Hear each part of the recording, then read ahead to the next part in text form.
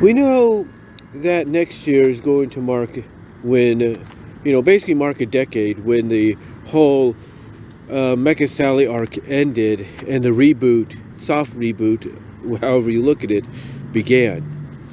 And even though some people were indifferent about the reboot, the reception overall was mostly positive. Yes, it was disappointing that we lost some characters and everything that we had come to beloved and everything throughout the comics run. But if it was done to basically try to make things not just simpler, storyline wise, more straightforward, streamlined, but to also kind of get out of a situation that was basically, a no-win situation either way you look at it, then, if that is one of the only major sacrifices that had to be made, then, thankfully we have fans out there today that, will continue those stories on, in their own interpretations. They will. They will continue them on in their own interpretations.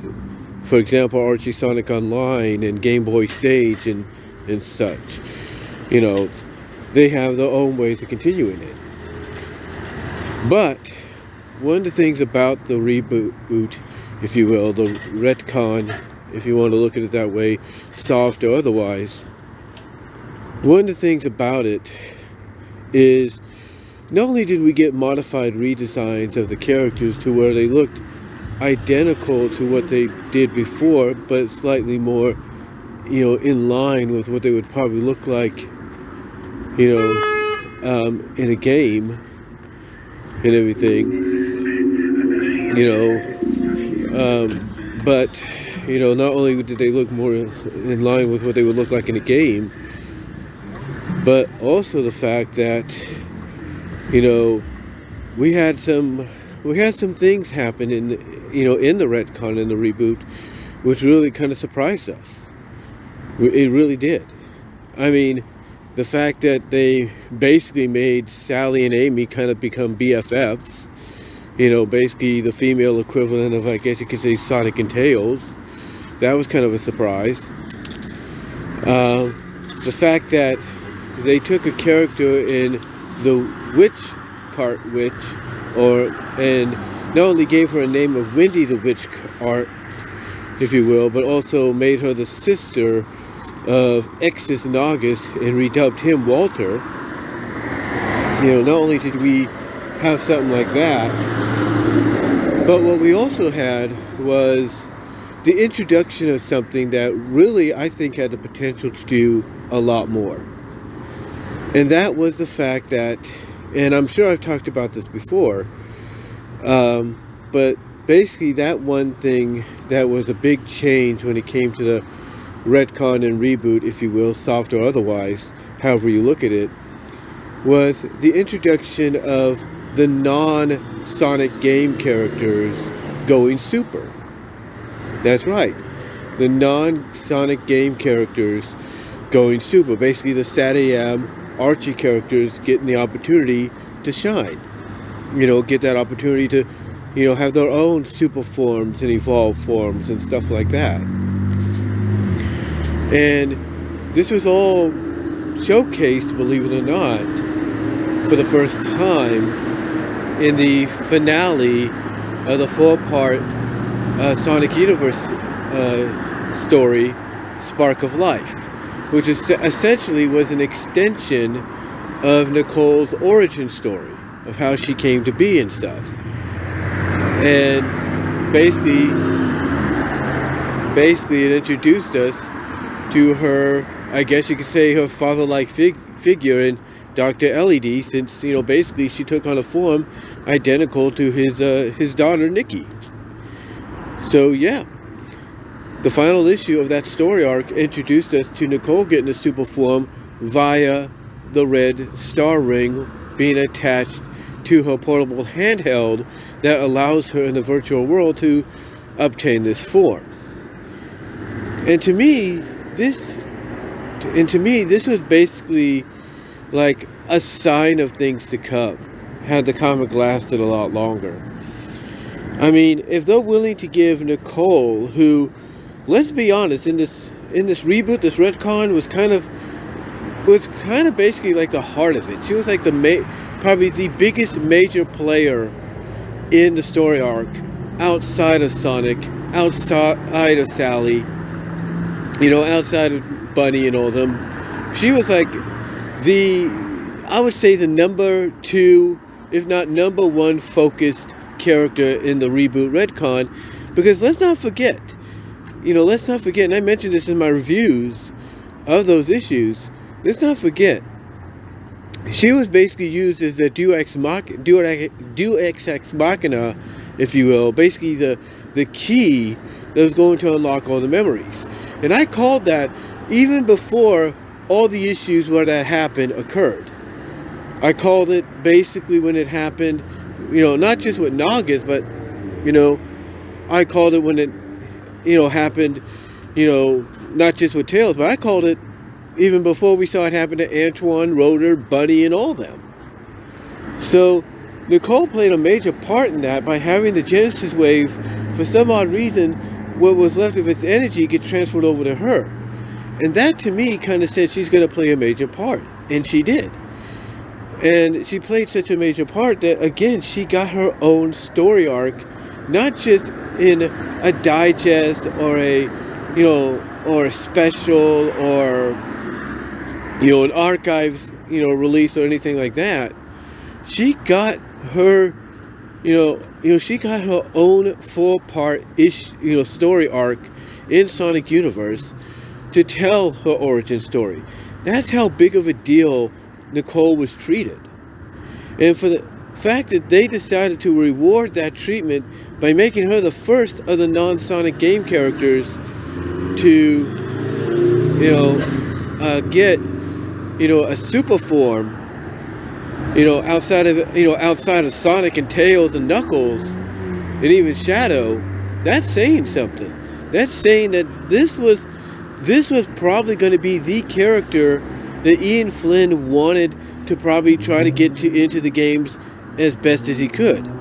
And I think we kind of see that with the Sage character in Sonic Frontiers, that he kind of got his wish with Sage, but didn't get it entirely the way he wanted.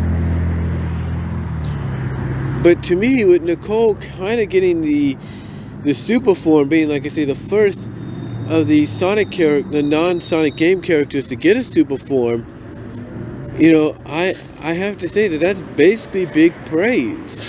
That's huge praise, on the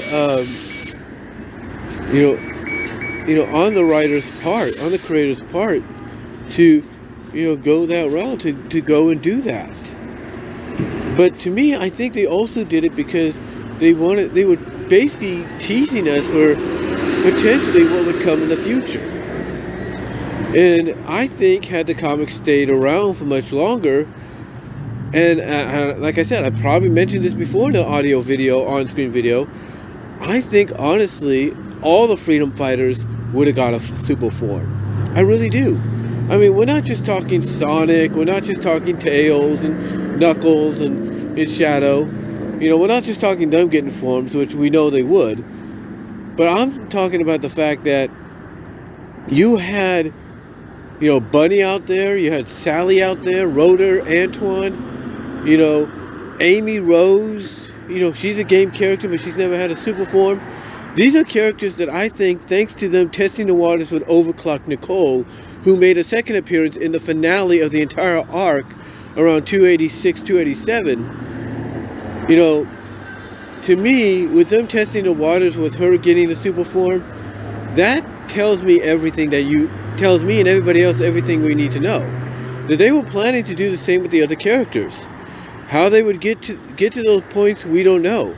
Maybe the planned Sonic Universe, issues that we're going to focus individually on all the Freedom Fighters, paired up with game characters like Sally paired up with Amy and Cream, and Blaze teamed up with Bunny, and so Antoine with Sonic. Maybe that was going to hint at the fact that they all were going to get their own super form, when the correct time presented itself, and maybe there would be a clue, an Easter egg, a hint in those stories, alluding to that those moments happening once they reunite against Eggman to try to finally take him down. But I don't know. I mean, we do know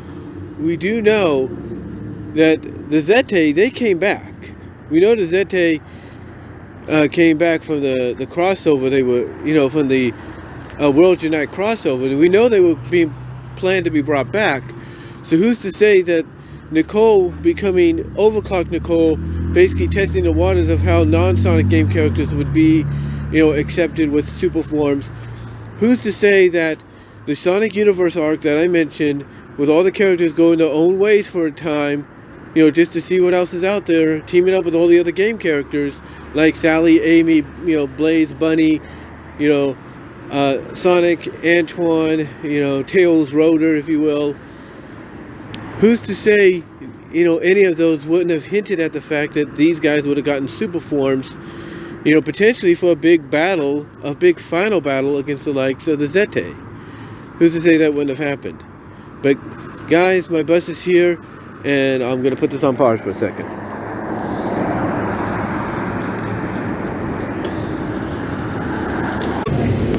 Like I said, how do we know that wouldn't be the case? To where those individual story arcs would have hinted at the possibility of them getting superpowers, which would probably culminate in a battle with the Zete, which would be part of maybe a final confrontation with Acorn. We don't know. But I think with Nicole becoming Overclocked Nicole about a decade ago, or so, well, not a decade ago, but basically 5 years ago now, at this time, 5 years ago, I think that was a hint of things to come. I think that was a hint of things to come for not just her, but for the freedom fighters like Sally, Bunny, Antoine, and Rotor themselves, and even Amy. So, that's just my theory. That's just my thought about it. Because again, why would they do this with Nicole and making her a main focus on that without maybe potentially hinting at something bigger to come for the other characters? I'm just saying.